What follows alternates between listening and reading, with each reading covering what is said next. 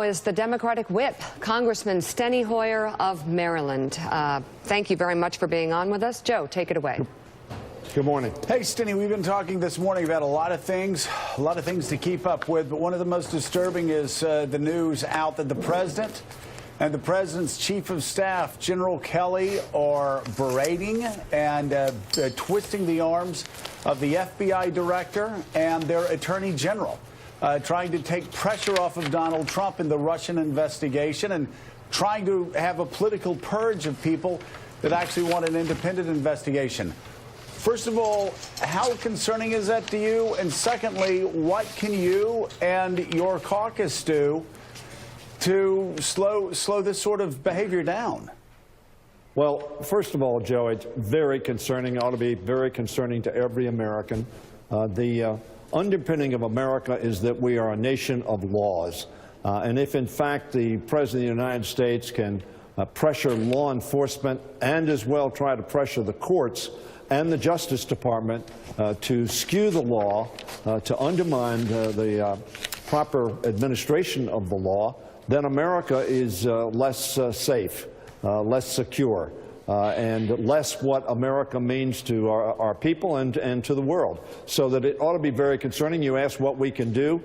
First of all, we can raise our voices. All Americans ought to raise their voice. You've been doing that. Press has been doing that. The public has been doing that. And we need to keep doing that. And also, we need to oppose legislation that will further undermine the administration of justice. And I would hope that we would have legislation put on the floor which would not only not undermine, but would try to protect and would move towards protecting Mr. Mueller in particular, but also the sanctity of the law. John Heilman. Congressman Hayes, John Heilman, just want to ask you about two people. One, the chairman of the House Intelligence Committee, who allegedly recused himself from the Russia investigation, but now seems to be kind of running roughshod over the whole process and doing these kind of unprecedented things. So I'd like you to explain what you think is going on with Devin Nunes and what his game is here, number one. And number two, what's Paul Ryan's role here, and how can Paul Ryan tolerate that kind of behavior on the part of one of his committee chairs? Well, he shouldn't. And I don't know what recusal means if Congressman Nunes is the example of recusal, because, as you point out, he seems to have been continually involved in one way or another in the Russian investigation when he said he was not going to be and would step aside. What can the Speaker do? The Speaker can, frankly, ultimately remove him as chairman of the committee and at the very least, assure that recusal means recusal. Recusal means not being involved. Recusal means not trying to influence what is going on with respect to the committee's oversight of what Russia's role was in the election and what danger they caused to us.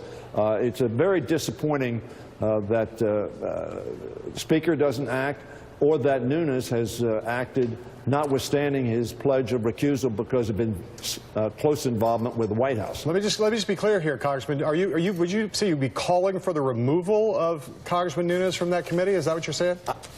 You asked what the Speaker could do. No, I'm asking you though right now. Would you call for his removal? You think he's so inappropriately that that's necessary? I think to the extent that Congressman Nunes continues to involve himself in an investigation that he said he was going to recuse himself on, yes, I think the Speaker, if that continues, should remove him. All right, looking ahead to the State of the Union tonight, Heidi, you have some reporting as to what we might hear from the President. Congressman, I spoke with an official who was briefed by the president last night on his address, and to this point on the wall, let's just play a little devil's advocate. The president told this group of officials that the $25 billion that he's asking for isn't just for the wall. It's for ports of entry, places of entry, reinforcements along the northern border, even prosecutors and judges. And then you pair that with the reporting by Jacob Soboroff that, you know, a lot of this may not even happen because of eminent domain in the legal battles. Why not just give them the money, just put it out there, and you're getting a really good deal potentially on this citizenship for 800,000 dreamers who will be a great benefit to our economy? Well, of course, you're right on the latter. We believe that the wall itself, to the extent that the President continues to focus on building a wall, It's not efficient, would be very costly, and won't accomplish the objective. We are strongly in favor of making sure the border is secure. We ought not to have people coming into our country who are not authorized to do so. I think there's agreement on that across the board. However, we think what the President has proposed is a waste of money. However, to the extent that the President has shown some flexibility, when I was down at the White House meeting, he indicated, well, I'm not talking about 2,000 miles worth of a wall, which is a practical matter. Your report just showed would probably not happen in any event and probably couldn't happen. So that to the extent that he's talking about alternative ways or to repair existing barriers, that's one thing. And you that if that's what we're talking about, and it's difficult to know what the President's talking about because he changes his mind pretty rapidly, but if that's what we're talking about, we certainly want to make sure that we not only protect the DACA protectees, but the 1.8 million plus people that the President talked about in his most recent proposal, which I think is filled with things that we will not agree to. But nevertheless, I was encouraged by the fact that the White House has now said it was willing to not only protect DACA eligible, but also give them a path to citizenship. Hopefully that's a step forward. Peggy Noonan. Congressman, good morning. I thought Heidi had a great point.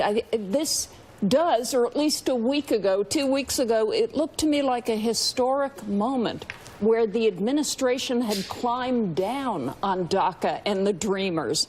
And the Democrats were coming in and saying, okay, I'll help you build this wall, or I'll free up some funds, or at least assign some funds for the wall. Right. Where does it stand now with regard to, I know everybody's had their mind on the drama with Mr. Nunes and his committee, and also the State of the Union this evening, but then where does this go?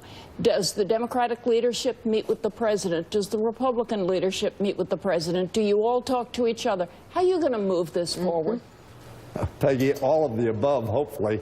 But as you know, Majority Leader McCarthy and I, and John Cornyn, the whip in the Senate, a Republican, and Dick Durbin, the whip in the Senate as well, the Democratic whip, have been talking. We met yesterday. We met with General Kelly and Mark Short of the White House. We are trying to move forward to get an agreement. As I said, I'm encouraged by the fact that the White House issued a paper that adopted the premise of protecting not just those who signed up for DACA, but those who are DACA eligible as well. Young people brought to this country, they had no decision in that, and have been productive in school, in work, in the military, and are people that I think the overwhelming majority, almost 90% of the American public, said they ought to stay here. They ought to be productive American citizens.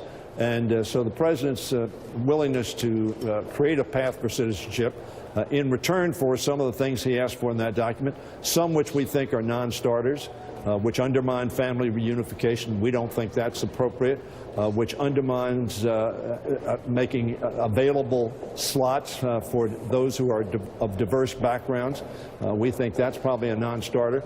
But we're for border security, and we're prepared to talk to the President and work with the President, and yes, to allocate some funds to make sure that the border is more secure.